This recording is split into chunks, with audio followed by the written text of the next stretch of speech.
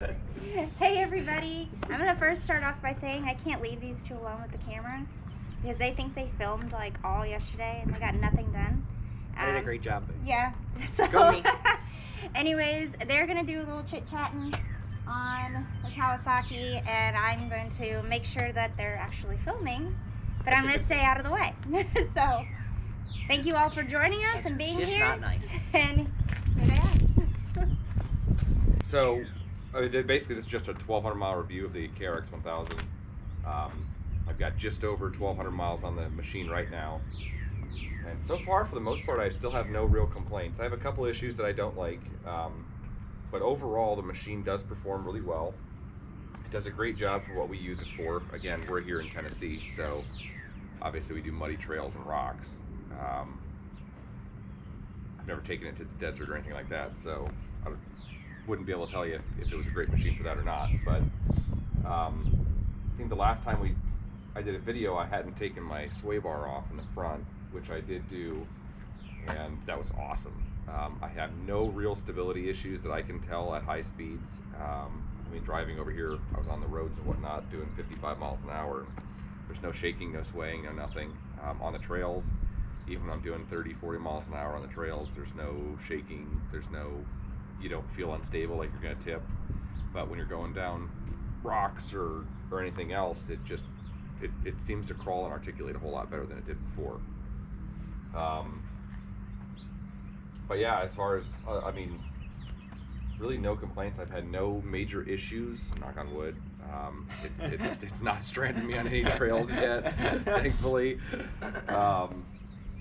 My biggest complaint with the machine would probably be the brake system. I've got 1,200 miles and I've had to change the brakes twice, the brake pads. So it's about every 600 miles I got to change out brake pads. The first time that happened, I was right at 600 miles, took it to the dealership for my prepaid maintenance, and they wanted $900 to change the brake pads. So, I just, no. It's really not that hard to do. They're about 150 or 180 bucks for the 4 sets of pads. It probably takes 30 to 45 minutes or so. So why they're charging $900, I don't know. But they're not the only ones. I've called other dealerships and they're about that same 850 to 900 bucks to change out the brake pads on these. So, but yeah, I mean, we talked about possibly doing a video with that. Yeah, we might do one just because he tried to look one up when we were trying to do it the first time on how to do it. And from our experience, the back is a lot more difficult than the front, but maybe the second time we go to do it, it might be a little bit easier. We'll have to figure that out. But yeah, we'll definitely do a video showing on how to do it. Once again, doesn't mean that we did it the correct or the easiest way of doing it, but it still breaks, so Works. Apparently we did something right. But there might be easier ways of doing it, but at least we'll show you on our experience with it. But the brake thing, I don't know, I think as he mentioned, but I had the same exact issue with the Polaris, so I don't know if it's just our driving style or where we're located or whatnot, but we just burn through brake pads, and I really don't feel like we're doing anything that special. I mean, when you go downhill, you kind of have to hit the brakes, so it doesn't really make a whole lot of sense. And the Cowie has a downhill brake assist, so I mean, it's using the engine to help brake, so you're not even really riding the brakes a whole lot when you're going down trail hills anyways. But it still just chews through the brake pads like nothing. So, but really, it's loud. I guess that would be my other complaint. The cabin noise when just from the engine, this thing is not quiet. So, I definitely want to get a radio just so I can help drown that out. just because it's all you hear is engine noise. This thing is not quiet inside the cab. The Razor, I noticed his is a lot quieter inside the cab, but with this thing, it just cruises along at 7,000 or 8,000 RPMs always, just about. So it's noisy. But one thing I wanted to mention, I know it doesn't have so much a review thing, but we're going to kind of show you on one of the things. Somebody asked us about where exactly the water was coming in, and in this area right here, if you see this whole entire area, there's a line where the two end up coming together. I think it's literally like right there. And when we were out on the trails, water would come through that. If I come along right here, it would go right through, Right through these. in through there, and you would just get soaked every single time. So when we went out the one time, it was something that we really wanted to do, and that's where you see the rubber and then some tape. We should redo it on this side, but it was something that we did just to stop the water, because it was just so annoying. Every single time you went in through water, you were getting soaked by it, and it's just something that we didn't want to deal with. It's not so much that we don't enjoy getting wet or, you know, playing around in the water or whatnot. The problem is in the winter when it's 30 degrees outside and you're going through 32-degree water, which has icicles and everything, and you cruise through it. When that hits you, it's a wall of water that washes inside the vehicle. I mean it's consistent. I mean, it's literally, you could just cold. You could just time it consistently. I mean, it was amazing. And I don't know if he mentioned it, but one thing that I remember him saying a little bit about, the heat in the cab is pretty intense during the summer months. You can definitely feel the heat coming through, and he even put the cab seal kit as he talked about, but it's pretty insane on how. But you can stop a lot of it, which, if you want to, I don't know if you want to grab. You know, there is a little bit of the heat that comes from underneath, but you know, the shifter gate and the parking brake, that's where most of the heat flows up through. So, I mean, and these vents right here where the drain, those things right there, well, he had to put them in because the way Kawasaki has them, they're closed off, and it doesn't drain water. It doesn't drain water, but they do create some heat on it. Yep. Another thing that he had mentioned was the windshield. Yeah, I wish I wouldn't have gotten a poly windshield. And at the time I wanted it instead of the glass, but now I wish I would have gotten the glass instead. But this thing just gets so scratched. And unfortunately, it might be kind of hard to see, but there's literally a scratch right here if you follow my finger, the whole entire way from the windshield wiper. And then there's another spot right here on the windshield that he can't really get out, but no matter what, you're gonna get scratches on, whether it's glass or on poly. It's just glass seems to handle it a little bit better. Aside from the fact that you can also put the no fog on the glass, and it does seem to help a lot, whereas the poly you can't put no fog on. It doesn't work, and it doesn't hold it. It just doesn't work. So what's your opinion about your tires compared to the Maxxis Carnivores? You have the Sedona Rockabillys. What's your opinion on, you know, the funny thing tires? Is I haven't got enough mileage on them. Honestly, I can't tell a difference at all at this point, because I've only gone out once with the Rockabillys, and we didn't really do anything crazy anyways, so I didn't get stuck in the mud. Which, you know, there's that video of me going down the one trail. Yeah, when we were before Trail 10, or as we were going on Trail 10, you could see the one thing where we talked about him going through the mud, and he ended up getting himself out of it. So yeah, so I haven't really tested them enough to really see if they're better for rocks or how well they work. We'll see how the durability is. I've driven them over here 3 times now, and I can definitely see wear from the road. So I gotta stop doing that. we try to not take them on the road anymore. We did in the beginning because we thought it was kind of fun or exciting to do, but now it just burns through tires constantly. It's not even so much the tires either, it's the mileage. I mean, the maintenance on these things comes up really fast as it is, and if you're gonna burn all the miles up on the road, it's not really efficient. But at least Kawasaki's maintenance is stretched out a lot further than other companies. I mean, Kawasaki has the 125, the 600, and then it jumps to 1200, and then it goes to 24. So you have large intervals in between on the maintenance, but he can tell you about the expense of it on it, and luckily enough for him, if your dealership offers a prepaid maintenance package, you should buy it hands down. I mean, if you plan on actually using your machine, you know, so I've owned my machine since I think it was July of last year, and I've done 1,250 miles. So, I mean, I use my machine. It doesn't just sit in my garage so I can stare at it. So, I mean, if you plan on using it and get a prepaid maintenance package, get it every time, because the 125-hour service, if you take it to the dealership, I think they wanted like $500 or $600 to do it. The 600-mile service, every dealership I talked to, it was $1,200. You know, they charge you $1,200 to $1,300 to do the service. So right there, you're at, you know, 1,800 $1,700 to $1,800.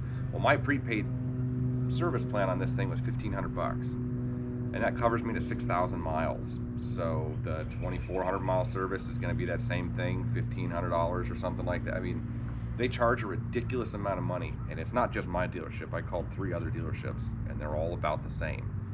So if you want to use your machine and they offer a prepaid maintenance package, buy it. It's definitely worth it. So That'd be a complaint that I would say about like all machines, at least. I mean, if you're doing your own maintenance, it's one thing, but if you take it into a dealership, it's pretty insane how expensive the maintenance I mean, just to have maintenance done on them. well, But, just like the brakes, you know, $900 to change out 4 brake pads. Like, come on, seriously? I mean, yeah, it's a bit ridiculous, you know, especially when they know what they're doing. They've done it enough times. But yeah. not trying to rip on any dealerships or anything like that. It's just the point that we understand you have to make money, but within reason. I mean, like I said, it took us, having never done it before, I think it took us about an hour and a half, hour and 15 minutes to change out 4 brake pads. Yeah, it doesn't take that long. You I know, mean, and like I said, the fronts are super easy. I mean, those take absolutely no time at yeah, all. that was fast. It took us the most time to figure out just how to do it in the back, because the way the calipers are set up, and these calipers, you can't push them in like normal ones. You have to twist them in. Which is kind of odd. Yeah. As you can see, he took off his soft closed doors. Maybe it'd be different if he had the heater. I know somebody commented that if he has the heater, it'll definitely help with the we went out the one time, he was completely fogged up and he couldn't see a darn thing, so it's kind of funny. Anything. So he was completely fogged up, but we also went out at Windrock the one day and it was just nothing but water the whole entire time, which is fun, except when you can't see. Yeah. So those are off now. Question that I have for... So the question that I have is, would you still go with this one, or would you go out with the new Kawasaki ES that they have? I don't know if it's quite out yet. I know that it was Coming out, or it was coming out, but I'm not sure if they actually have it out yet. That some of you guys might already know that answer, but that's my biggest question. And what would you end up going with now with the decision? that'd be a tough one. Obviously, I wouldn't be able to own this one, but so just knowing me personally, I probably would buy the ES, just because if I didn't own one, I would probably go with the best one I could. But now owning this one, I would not personally upgrade to the ES. I don't think it's really worth the money. For a $4,000 jump in price, you're not really getting a whole lot other than electronic suspension, but you still have all the other the weak points of the machine, in a sense, as far as, you know, we have no issues with it with speed on our end with our trails, but you know, it's not the fastest machine ever. It's definitely a little bit sluggish at times, so I think they could have worked on that a bit more with the newer model. But as far as, you know, spending $4,000 to get upgraded suspension, I don't know, it's tough, because you still got to change the springs, so you're still going to spend another $1,000 for springs. That's just regardless. It doesn't matter what machine it is. You're changing the springs out. At least if you don't add any accessories to it, or even if you don't add accessories, it just, the springs all compress down to nothing almost immediately. I mean, like I said, I had 60 miles on my machine and my springs were shot. So, you know, go figure. And I had no accessories. It's just one trip out to Windrock and my springs were done. I went from 14.4 inch clearance to 11 or 12, and that was with nothing in the machine. Yeah, and then obviously once you add some stuff to it, it's amazing how it's completely compressed down to nothing. So no matter what machine you buy, just plan on, you know, next $1,000 to buy springs. It doesn't matter what company you go with. We went with Shock Therapy just from what we heard and stuff, and we have no complaints about them. I know there's mixed opinions and results out there on them, but so far we haven't had any issues whatsoever with them. And we actually dealt with Justin too, so I don't know if that was, I mean, he's awesome, he was great. So but yeah, it's I don't know, like I said, that'd be tough, because I don't know if you're actually getting the Fox 2.0s or not. You do get Fox shocks. I'm just not sure exactly which ones they are on it. 2 or 3s. Yeah, or 2.5s I think it is. I think it's the 2.5s, but don't quote us on any of that. We're not 100% sure. It's just something that I was wondering on, would he have gone with it or not, and it's definitely a jump in price, and we wish Kawasaki would definitely come out with either like a, doesn't have to be Ride Command, but something similar to it. Yes. And yeah, it didn't make sense that they just, you know, they built this machine for 2020 and the 2021 ES gets a whole new Screen cluster instead of actually putting it in the center. You know, they just built a whole nother. The 7-inch screen Yeah. by the steering wheel, which is kind of odd that they did that, but I mean, We reworked that instead of doing something in the center, you know, and your music even goes through that new 7-inch screen. That's right at your. So I mean, I guess maybe that's a better thing. I don't know. I haven't seen one or really gotten to play with it. definitely want to go look at one just for curiosity's sake. Maybe it but- is better because it still leaves open the center for whatever you want to do. But I don't know. It's hard to say. But you know, knowing myself, I kind of like to get the best if I'm going to go buy something. So I probably would have bought the top of the line, and I don't know if I would have regretted it or not. But you know, I know on the trails I bottom out a lot. You know, because we've got the 24-click suspension, and I usually set it at 7 or 8. And you know, if I hit stuff, if I go down some ruts and whatnot, I mean, it's hitting the bottom constantly. Versus on the electronic, you can set it to firm, and you don't bottom out as bad. Yeah, it definitely makes a Forever. big difference.